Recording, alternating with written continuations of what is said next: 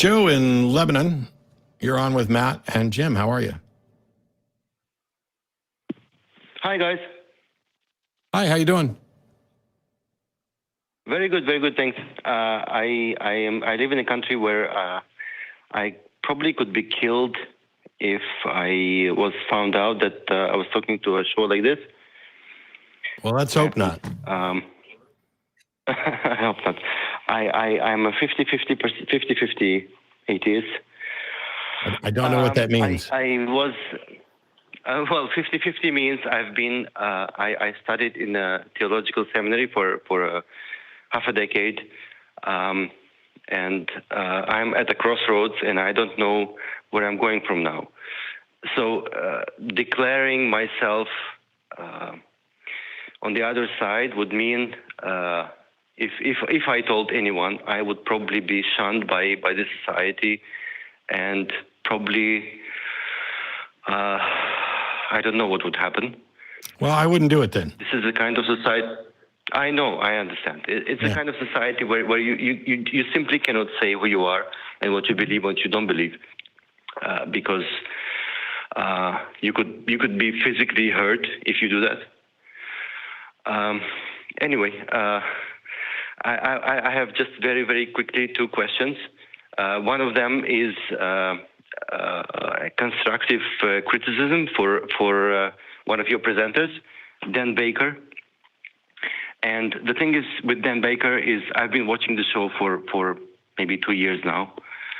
The thing with Dan Baker is that he laughs off too many things. Every time that a theist says something, he just laughs it off. And this is not the way to deal with theists. Maybe you understand what I mean. So I'm sure that Dan is watching and listening, and this is this is just a reminder for you, Dan. Don't do it this way. This is not the way it's done. You don't laugh things off. So I'm gonna stop us, Joe, because first of all, Dan's not here, or Don. Sorry, I can't with Dan. His name's Don Baker.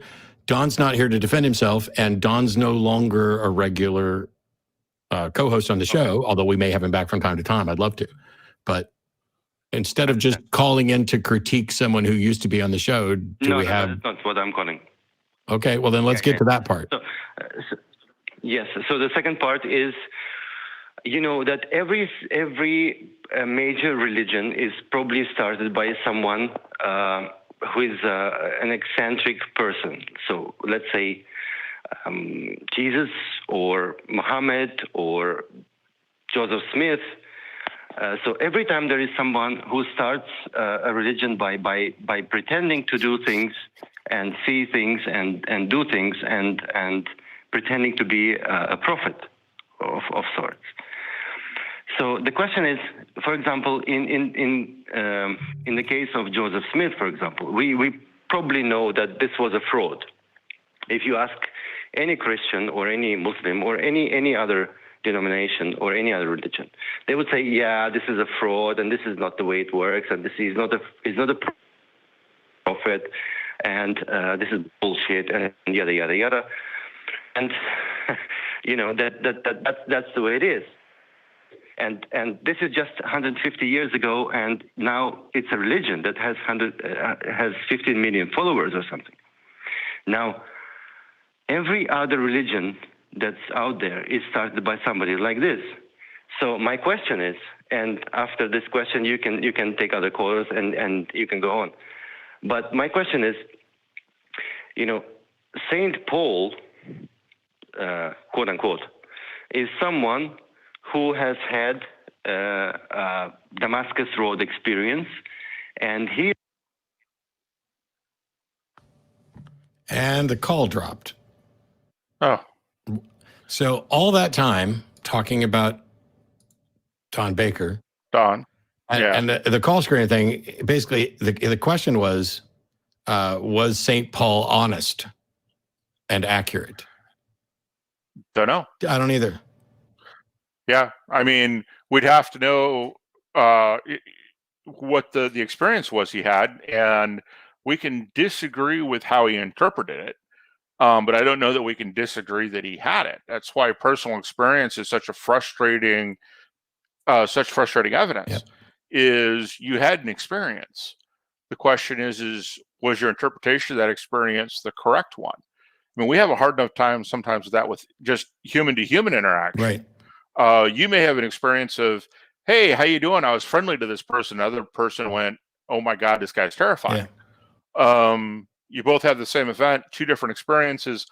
Both experiences are valid on the same event. Now you start throwing in the supernatural God and the mystic and stuff we can't actually prove. Yeah.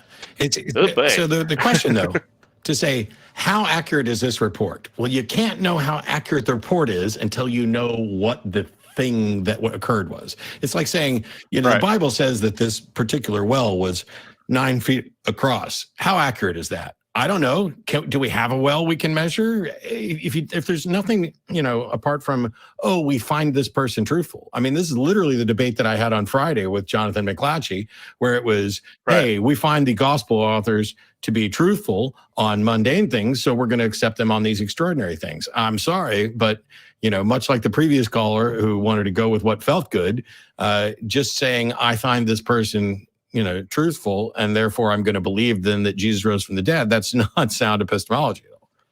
I don't know how to tell something's accurate. And somebody could believe it's true, and it still not be true, because we don't know how they arrived at their conclusion.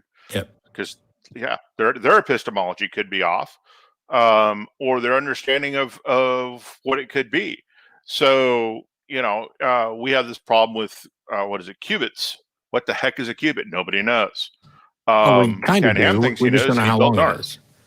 Qubits are like qubits are one of those. It's like from your nose to your fingertips type of things. You know, like a yard along those lines. But yes, we don't have exact measurements. But yeah.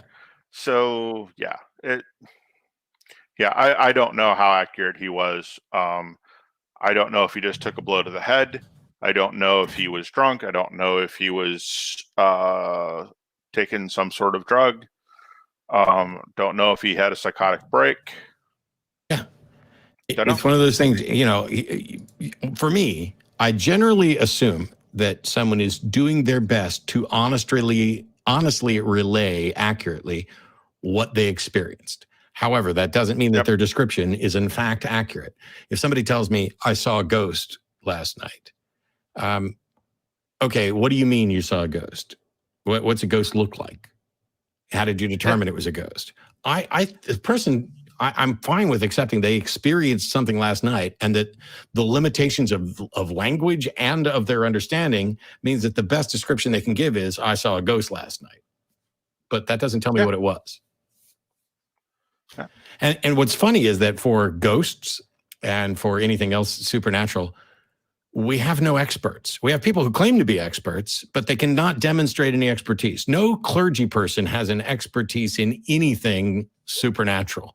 They've never demonstrated that. What clergy people have an expertise in is perhaps knowledge of the holy text that they're going with, or the history of their religion, or in pastoring people and ministering to people, those sorts of things. But they aren't tested. They can't testify to the truth of the things that they believe. Yeah. Or they can testify, it's just they can't provide the evidence. But